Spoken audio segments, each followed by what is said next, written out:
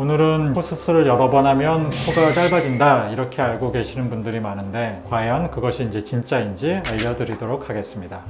안녕하세요. 코높이 정태환 원장입니다.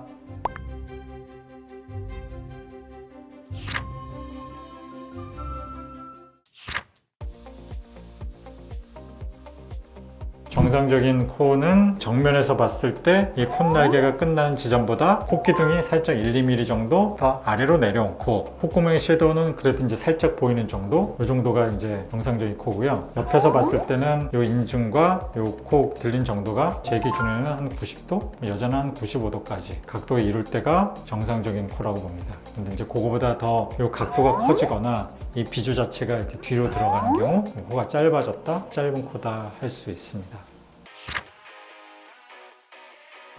코 재수술을 여러 번 한다고 해서 항상 코가 짧아지는 것은 아니지만 코 재수술을 여러 번 하면 코가 짧아질 위험성은 점점 높아지는 것 같다라고 말할 수 있습니다. 이유는 아무래도 뭘 잘 안 됐기 때문에 하잖아요. 그러면 계속 코의 연골 조직을 자꾸 건드리고 코끝에 있던 연골이 어느 정도 손상, 약간 위축이 오고 수술하기 위해서는 피부를 자꾸 이제 들었다 올렸다 하게 되는데 피부의 얇아짐, 피부의 수축, 점막의 수축, 그리고 상처의 수축 등으로 인해서 코가 좀 짧아질 수 있죠. 코가 아주 튼튼하고 코가 크고 이랬던 코는 꼭 여러 번 한다고 짧아지진 않지만 대부분 재수술을 많이 하는 이유는 코가 좀 낮다든지 원래 좀 짧다든지 그래서 하는 경우가 많은데 원칙적으로는 재수술이 코를 짧아지게 하는 건 아니지만 이러한 경우는 수술의 역할이 충분치 못하면 더 짧아지거나 그런 경우도 생기게 됩니다.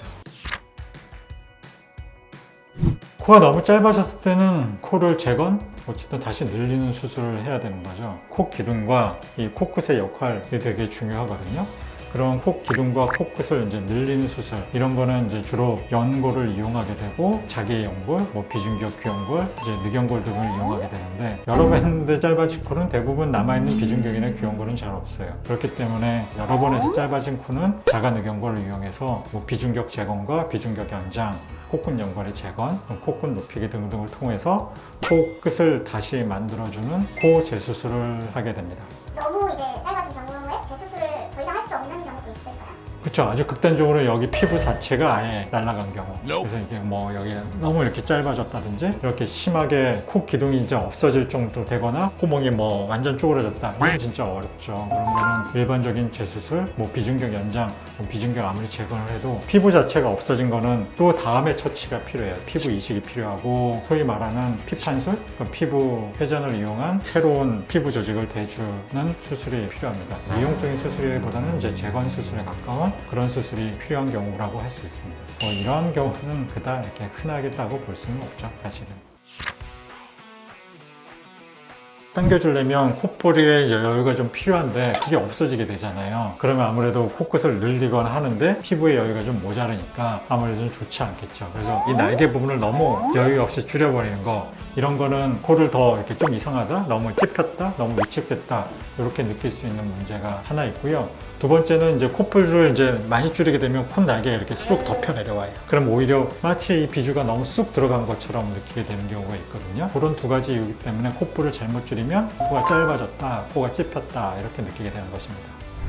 코 수술은 이제 보형물도 사용하고 3차원 구조로 되어 있기 때문에 다른 여러 수술보다는 좀 까다로운 성형 수술에 속합니다. 그리고 얼굴 형태에 맞게 재료 선택이나 모양의 선택을 하지 못하면 여러 가지 이유로 재수술이 필요한 상황이 많이 발생하기 쉽습니다. 재수술이 반복되면 지금까지 말씀드린 것처럼 피부의 위축 등등등에 의해서 코가 짧아지는 등 여러 가지 부작용이 발생하기 쉬우므로 재재재 수술이 되지 않도록 충분한 상담으로 본인의 상태를 잘 전달하는 것이 중요할 것 같습니다. 어떤 특정한 선생님한테는 꼭 받아야 되는 건 아니거든요. 자기한테 맞거나 오늘 알려드린 내용을 잊지 마시고 오늘 내용이 유익하셨다면 구독, 좋아요, 알림 꾹꾹 눌러주세요. 다음 영상에서 뵙겠습니다.